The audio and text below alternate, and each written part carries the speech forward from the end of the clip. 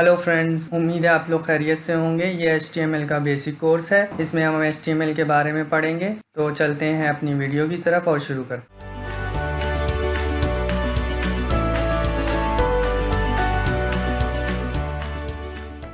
Friend, इस video में मैं आपको फॉर्म और फॉर्म के एलिमेंट्स के बारे में बताना चाहता हूँ। जैसा कि आपको नज़र आ रहा है कि मैंने फॉर्म्स की फील्ड्स लिखी हुई हैं, सारी की सारी।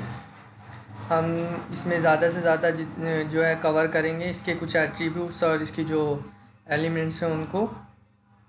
तो सबसे पहले तो मैं आपको इसके बारे में बता दूं। ये जो एक लाइन सी ड्रॉ हुई हुई है और बिल्कुल ये जो टेक्स्ट है उसके सेंटर में से जा रही है और बहुत खूबसूरत लग रही है। ये भी एक फॉर्म का ही एलिमेंट है। तो पहले मैं इसको दिखा देता हूँ आपको। तो दोस्तों, ये हमारा फॉर्म है। यहाँ से फॉर्म शुरू हो रहा है।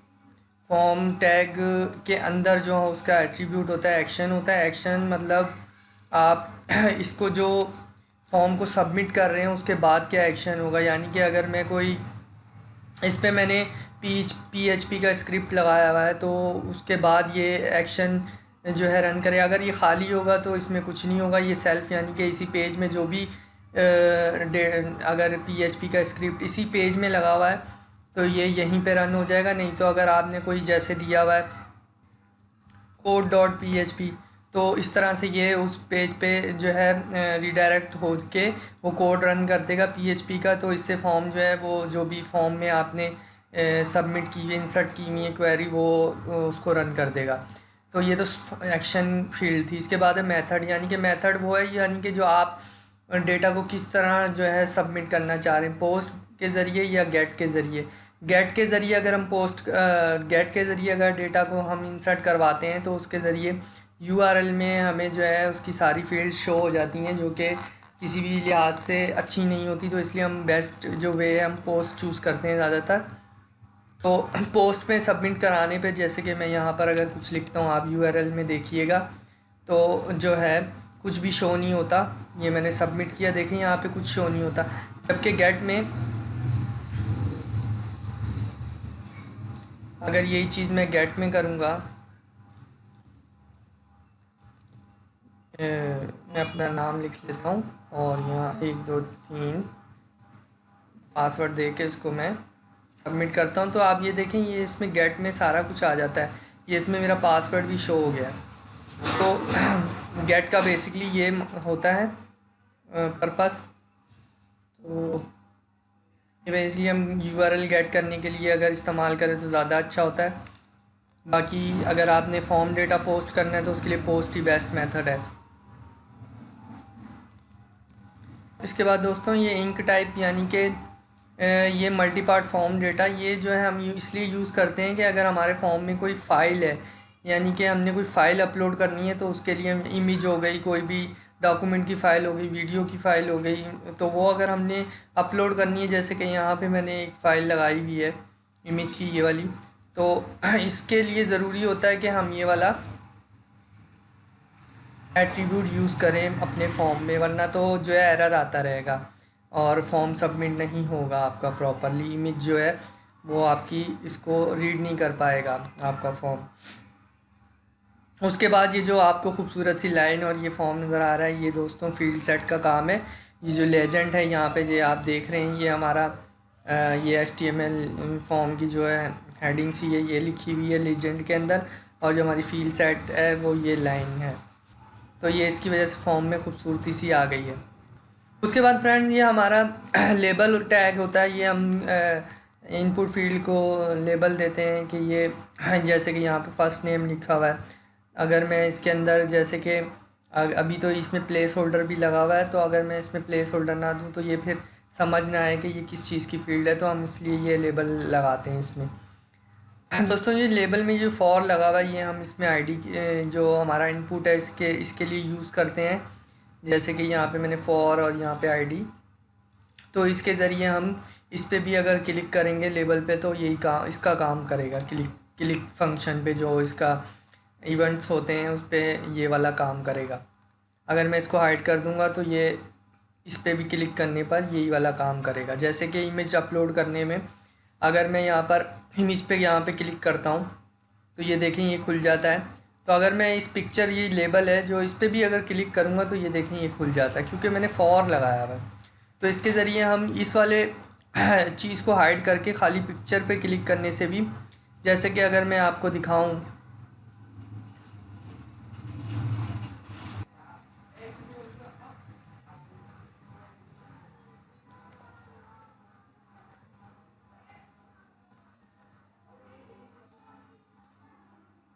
तो फ्रेंड ये देखें यहाँ से फील्ड गायब हो गई है, लेकिन अगर मैं इस पर क्लिक करूँगा तो ये भी वही काम कर रहा है। तो मैं इसके ज़रिए इसको खूबसूरत भी बना सकता हूँ, इसमें कोई आइकन भी लगा सकता हूँ इमेज वगैरह का, तो उस पर भी क्लिक करने से यही काम होगा। तो ये तो फॉर का फंक्शन था जो मैंने आपको समझाने के लिए यहाँ पर इसको स्टाइल किया। अब चलते हैं वापस ऊपर। तो दोस्तों ये इनपुट हमारी होती है, इसमें हम मुख्तलिफ़ टाइप्स देते हैं, जैसे ये टेक्स्ट टाइप है, इसके अलावा पासवर्ड है, ईमेल है, यूआरएल है, टेल है, डेट है, रेडियो है, बहुत सारी इसकी फील्ड्स हैं, आगे जाके पढ़ते हैं इसको हम। तो ये टेक्स्ट अगर मैंने इसमें दिया है तो इसमें ये सिर्फ टेक्स्ट लिखने के लिए काम आता है, जैसे कि ये। तो इसके अलावा ये नेम फील्ड है, ये दोस्तों आपका पीएचपी में जब हम काम करते हैं तो उसके लिए ये नेम इसको दिया जाता है, ताकि ये हमारा पोस्ट डेटा में नेम के बाय नेम जाता है डेटा, तो उसके लिए हम ये यूज़ करते हैं। फिर आईडी को हम जावा स्क्रिप्ट जे फंक्शन वगैरह के लिए भी यूज़ करते हैं और फॉर के लिए भी यूज़ करते हैं। इसके अलावा दोस्तों प्लेस होल्डर में आप अपना जो भी इसका कोई भी नाम लिख देना चाहें, यानी इसके बारे में बताना चाहें, इस फील्ड के बारे में, तो वो लिख सकते हैं। जैसे मैंने यहाँ लिखा है यूर फर्स्ट नेम, तो यहाँ पे भी शो हो रहा है यूर फर्स्ट नेम। अगर मैं यहाँ पे ये लेबल नहीं दूंगा तो यहाँ पे इनपुट फील्ड में भी ये मैं इसको दिखा के वही काम करवा सकता हूँ। उसके बाद दोस्तों ये ऑटो फोकस का मैंने एक यहाँ पे एट्रीब्यूट दिया हुआ है। तो अगर मैं देखें पेज रिफ़्रेश करता हूँ तो ये सबसे पहले ये फोकस हुआ हुआ है, ये देखें ब्लू लाइन्स ही आई हुई हैं इसके इर्द गिर्द, ये देखें। तो ये जब रिफ़्रेश करूँगा मैं पेज, तो ये ऑलरेडी ऑटो फोकस होगा इस पर, यानी पेज पे आने वाला पहले सबसे इसको फिल करेगा। तो अगर मैं इसको हटा देता हूँ, सेव करता हूँ और रिफ़्रेश करता हूँ, तो देखें ये अब यहाँ से गायब हो चुका है। तो ऑटो फोकस का यही फंक्शन होता है। ये आप सब फील्ड में भी लगा सकते हैं, यानी कि जो जो आपने लाजमी फील्ड्स रिक्वायर्ड फील्ड्स की हुई हैं उन पे सब पे लगा सकते हैं, ये इसका कोई इशू नहीं है। उसके बाद दोस्तों ये भी टेक्स्ट फील्ड है, इसमें जो है ना मैंने रीड ओनली का फंक्शन लगाया हुआ है, एट्रीब्यूट लगाया हुआ है, और इसमें वैल्यू दी हुई है। वैल्यू फंक्शन में हम अपने जो डेटा अपनी जो टेक्स्ट फील्ड में डेटा पुट करते हैं वही वैल्यू में भी आ सकता है।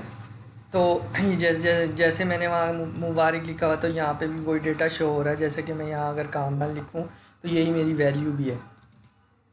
तो दोस्तों ये रीड ओनली है, इसमें अगर मैं जैसे यहाँ पर मैंने कामरान लिखा हुआ है, इसको मैं अगर राइट क्लिक करूँ तो कॉपी पेस्ट, और इसमें बाकी चीज़ें भी आ रही हैं, मैं कर सकता हूँ, इसको कट कर सकता हूँ, यहाँ पे पेस्ट कर सकता हूँ। लेकिन रीड ओनली में मैं ऐसा कुछ नहीं कर सकता सिवाय कॉपी के। इसमें मैं पेस्ट या कट नहीं कर सकता, ना ही इसको मैं डिलीट कर सकता हूँ। मैं डिलीट का बटन प्रेस कर रहा हूँ, कुछ भी नहीं हो रहा, और ना ही मैं कोई बटन काम कर रहा है। मैं बटन प्रेस भी कर रहा हूँ लेकिन कोई भी इसमें ये रीड ओनली का फंक्शन है। और इसके नीचे ये डिसेबल का फंक्शन है, यानी ये डिसेबल का एट्रीब्यूट है, और ये रीड ओनली का डिसेबल है। और रीड ओनली में दोस्तों फ़र्क ये है, जैसे कि यहाँ पर एक हाईलाइट भी हो गया, ये डिसेबल है, इसमें जो है मैं सेम रीड ओनली की तरह कुछ नहीं कर सकता। लेकिन इनमें दोनों में डिफरेंस ये है कि आप रीड ओनली में डेटा को भेज सकते हैं फॉर्म के ज़रिए, लेकिन डिसेबल फील्ड में से डेटा पोस्ट नहीं होता, डेटा गेट नहीं होता, ये फॉर्म आगे फील्ड में नहीं जाता, पीएचपी में नहीं जाता, कोड में ये रन नहीं होता डिसेबल फील्ड का डेटा। तो इसमें और इसमें ये दोनों में वाज़ेह फ़र्क है।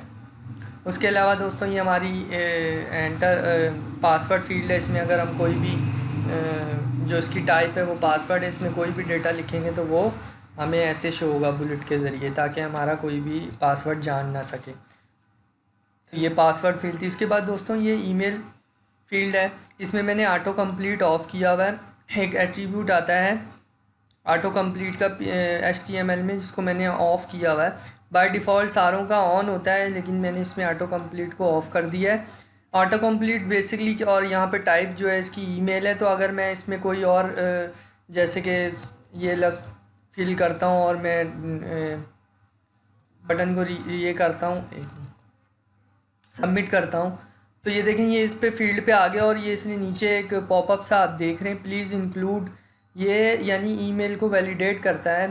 ये वैलिडेशन के लिए जो है ईमेल HTML में ये टाइप है, यानी अगर ये आप लगा देंगे टेक्स्ट की जगह तो आपकी ईमेल वैलिडेट होगी। कोई भी विदाउट ईमेल ये फॉर्म पोस्ट नहीं होगा इस फील्ड में।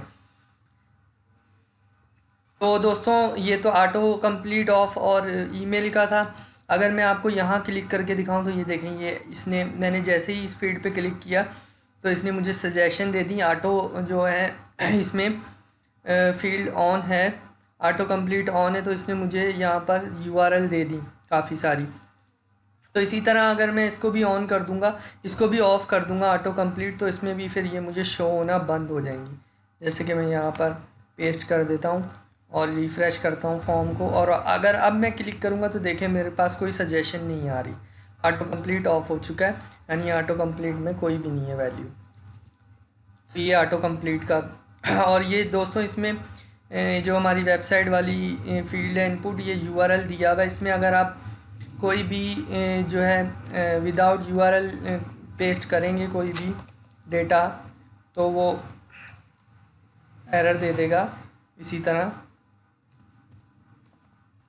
मैं आपको दिखा देता हूँ, जैसे मैंने ये लिखा और सबमिट किया तो ये देखें यहाँ पे इसने एरर दे दिया और लिख दिया प्लीज़ एंटर आ URL। ये आपको नज़र आ रहा होगा पॉपअप।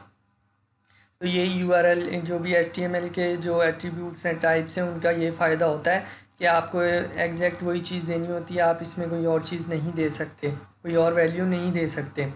तो दोस्तों एक और चीज़, यहाँ पे मैंने पासवर्ड रिक्वायर्ड लगाया हुआ है, तो इसलिए मुझे बार पासवर्ड की फील्ड जो है फिल करना पड़ती है, अदरवाइज़ फॉर्म का डेटा जो है वो सेंड नहीं होगा। अगर कोई भी रिक्वायर्ड फील्ड आप देखें, please fill out this field, अगर कोई भी रिक्वायर्ड फील्ड आपने फिल की वो फिल नहीं की हुई तो वो आप लाजमी करनी पड़ती है रिक्वायर्ड एट्रीब्यूट से। तो ये रिक्वायर्ड का फंक्शन था। फ़िलहाल के लिए मैं रिक्वायर्ड का हटा देता हूँ फंक्शन। उसके बाद दोस्तों हमारे पास टेलीफोन वाली फील्ड है, यानी टेल, जिसकी टाइप टेल है। तो इसमें दोस्तों बेसिकली मैंने जो है प्लेस होल्डर दिया हुआ है, ये सिर्फ समझाने के लिए है किसी को, और ये इसमें पैटर्न दिया हुआ है।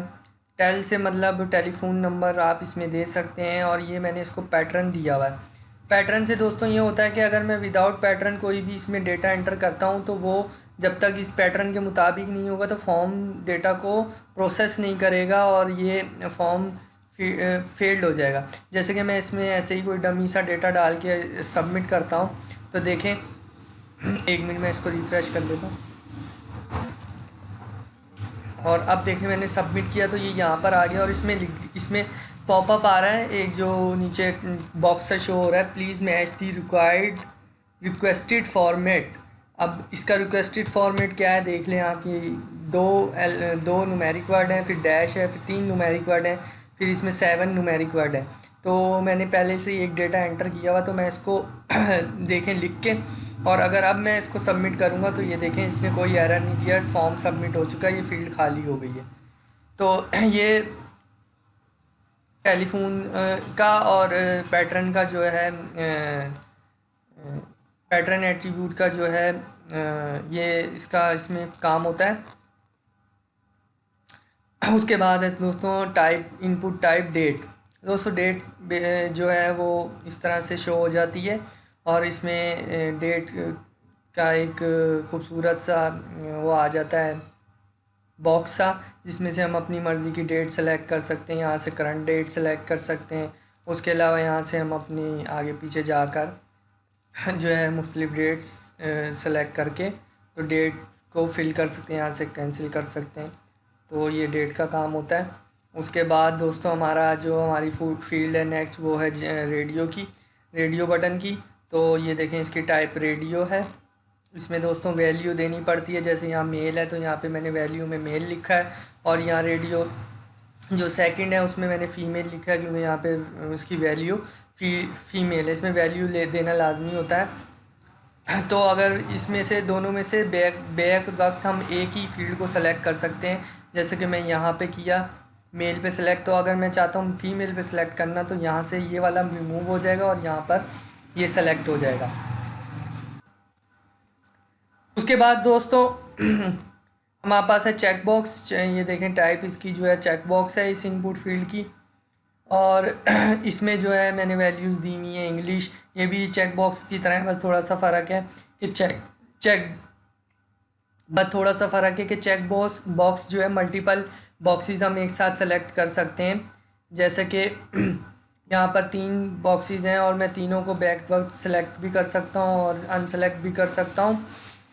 तो तीनों फील्ड में देख लें, पंजाबी, उर्दू, इंग्लिश, इनमें से मैं किसी को भी सेलेक्ट भी कर सक रहा हूँ और अनसेलेक्ट भी कर सकता हूँ। तो ये चेक बॉक्स का ये इसमें फॉर्म में काम होता है। उसके बाद है दोस्तों हमारे पास ये मैंने टेक्स्ट फील्ड ली हुई है और इसमें मैंने मैक्स लेंथ जो है मैं एट्रीब्यूट दिखाना चाहता हूँ। 15 नंबर मैंने मैक्स लेंथ और पैटर्न लगाया हुआ है जो मैं आपको ऊपर समझा चुका हूँ। तो इसमें मैक्स लेंथ मैं आपको दिखाना चाहता हूँ कि अगर मैंने मैक्स लेंथ लगाई हुई है तो मैं 15 से ज़्यादा इसमें वर्ड नहीं लिख सकता इस फील्ड में। तो एक दो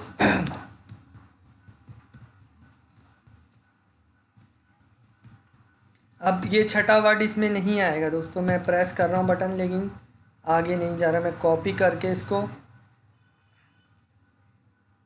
और यहाँ पे पेस्ट करके भी आपको दिखा देता हूँ। ये देखें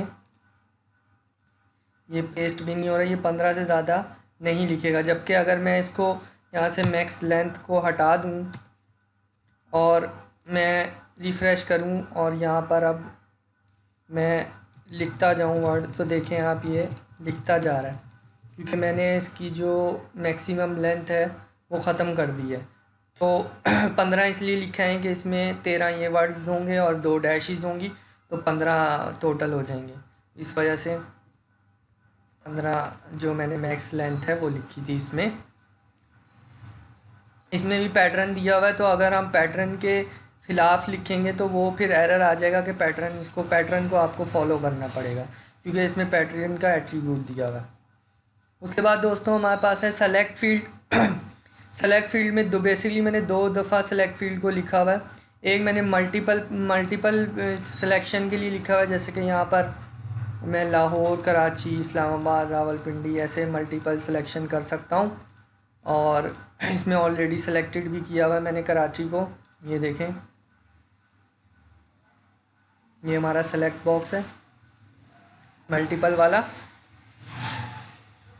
इसमें हमने मल्टीपल जो है वो सिलेक्शन लगाई हुई है और इसका साइज़ 3 दिया हुआ है, यानी कि 3 जो इसके ऐसे ऑप्शंस हैं वो शो होंगे। अगर मैं इसको साइज़ को हटा दूं तो आप देखिएगा पूरे इसके शो हो जाएंगे। तो देखें दोस्तों ये इसके पूरे शो हो गए।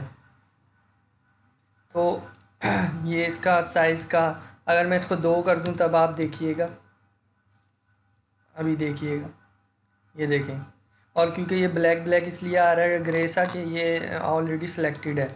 ये देखें यहाँ पे मैंने इसको सिलेक्टेड किया हुआ है। अगर मैं इसको कट करके यहाँ पे लाहौर को सिलेक्टेड कर दूँ तो आप देखिएगा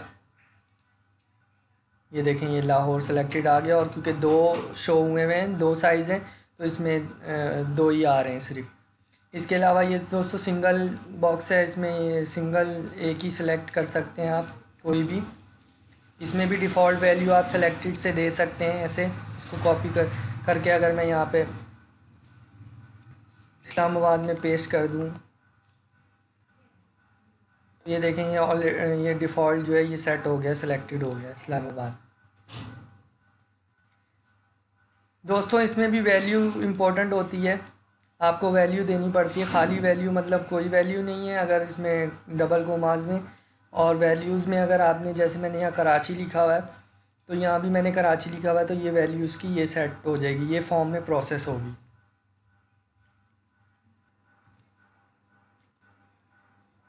उसके बाद दोस्तों हमारे पास है लिस्ट इनपुट।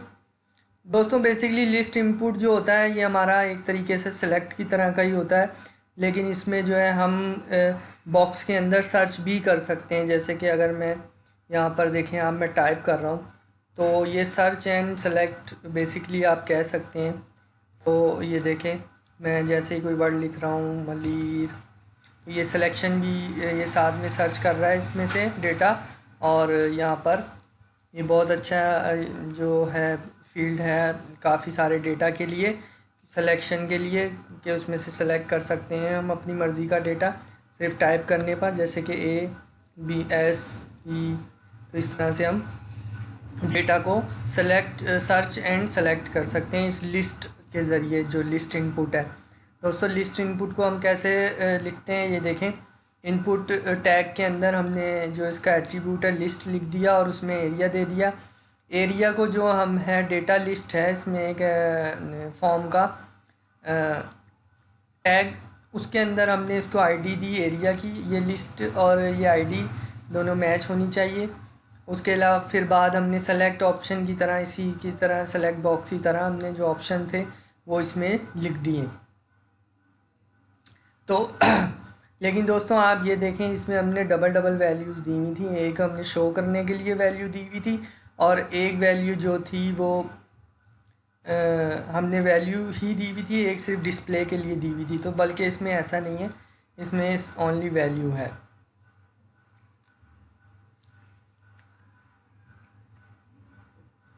उसके बाद दोस्तों नंबर फील्ड है, ये टाइप जो है इसकी नंबर है। तो इसमें दोस्तों बेसिकली मैंने क्या किया हुआ है, मैंने इसमें नंबर फील्ड दी हुई है देखें, और उसमें मैंने मिनिमम मैक्सिमम और स्टेप एट्रीब्यूट लगाया हुआ है। यानी कि मिनिमम जो है ये इसकी जो वैल्यू है वो 0 होगी, ये आप शो हो रही है। और जो मैक्सिमम इसकी जो ये देखें ये 10 है, मैक्सिमम वैल्यू जो है ये 10 है। उसके अलावा ये आप देख रहे हैं ये 0, 2, 4, 6, 8, 10। तो ये मैंने स्टेप दिया हुआ, ये हर दो स्टेप के बाद ये नंबर को काउंट कर रहा है, मतलब शो कर रहा है। तो मैं आपको दिखा भी देता हूँ। ये देखें मिनिमम वैल्यू मैंने इसकी 0 दी हुई है, मैक्सिमम 10 दी हुई है और स्टेप 2 दी हुई है। यानी ये हर दो स्टेप के बाद नंबर को दिखाएगा। अगर मैं 3 कर दूंगा यहाँ पे, तो ये 3 स्टेप के बाद हर नंबर को दिखाएगा। यानी 0 के बाद 3, फिर 6, फिर 9। ये देखें 3, 6, 9, फिर 9 के बाद तो हमने उसको मिनिमम और मैक्सिमम लगाया हुआ है। अगर मैं मैक्सिमम बढ़ा दूँ, मैं मैक्सिमम 15 कर दूँ, तो आप देखेंगे 15 तक जाएगा ये देखें। इसी तरह मिनिमम भी सेट कर सकता हूँ। मिनिमम अगर मैं यहाँ 6 कर दूँ, तो आप देखिएगा ये 6 से ही जो है इस चलेगा। ये देखें 6 पे रुक जाएगा। तो ये हमारा जो है मिनिमम मिन मैक्स और स्टेप एट्रीब्यूट था with number field number type. ये इनपुट नंबर टाइप है। उसके बाद दोस्तों हमारे पास है इनपुट फाइल टाइप। इसमें हम इमेज वगैरह फाइल वगैरह अपलोड कर सकते हैं। और मैंने इसको मल्टीपल जो है वो एक एट्रीब्यूट दिया हुआ है जिसके ज़रिए हम मल्टीपल फाइल्स को एक साथ अपलोड या कर सकते हैं। जैसे कि मैं यहाँ क्लिक किया और ये देखें ये मल्टीपल फाइल्स जो है मैं सेलेक्ट कर पा रहा हूँ। तो इसको मैं ये देखें इसने शो कर दिया 5 फाइलें जो हैं इसमें थी।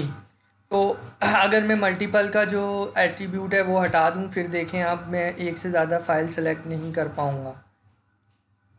ये देखें अब मैं करता हूँ, ये देखें ये मैंने शिफ्ट दबाया हुआ है और मैं एक से ज़्यादा फ़ाइल ये मैं ड्रैग एंड ड्रॉप भी कर रहा हूँ, लेकिन एक से ज़्यादा मैं फ़ाइल सेलेक्ट नहीं कर पा रहा। तो ये इसमें इसके ये एट्रीब्यूट थे। तो दोस्तों ये था हमारा फ़ाइल की जो इनपुट फ़ाइल टाइप थी। ये हम इमेज वगैरह वीडियोज़ अपलोड करने वगैरह के लिए यूज़ करते हैं। उसके बाद दोस्तों हमारे पास है टेक्स्ट एरिया। टेक्स्ट एरिया में बेसिकली हम टेक्स्ट लिखते हैं, जो ज़्यादा टेक्स्ट लिखना होता है तो हम उसके लिए टेक्स्ट एरिया को यूज़ करते हैं। जैसे कि कोई आर्टिकल वगैरह लिखना है तो उसके लिए हम इसको टेक्स्ट फील्ड को जो है यूज़ करते हैं। इसमें मैंने बेसिकली जो है इसकी 5 रोज़ लगाई हुई हैं और कॉलम्स 50 लगाए हुए हैं। इसकी विड्थ के लिए कॉलम 50 और हाइट के लिए इसको मैंने 5 रोज़ दी हैं। अगर मैं ये यहाँ से हटा दूँ, आप देखें ये देखें ये छोटी हो चुकी है, इसकी रोज़ कम हो गई हैं। अगर मैं इसको 10 दे दूँ रोज़, तो ये देखें ये काफ़ी बड़ा हो गया पहले से। और इसके अलावा अगर मैं इसको कॉलम्स को 20 कर दूं तो आप देखिएगा इसका साइज़ कम हो जाएगा, विड्थ कम हो जाएगी, ये देखें। तो इस तरह से हम इसको एडजस्ट कर सकते हैं। तो ये तो था टेक्स्ट। उसके बाद दोस्तों ये हमारा बटन है। बटन को हम इस तरह से बटन में भी लिख सकते हैं सबमिट कराने के लिए। और इसका दूसरा तरीका इनपुट, हमारा जो इनपुट होता है, इनपुट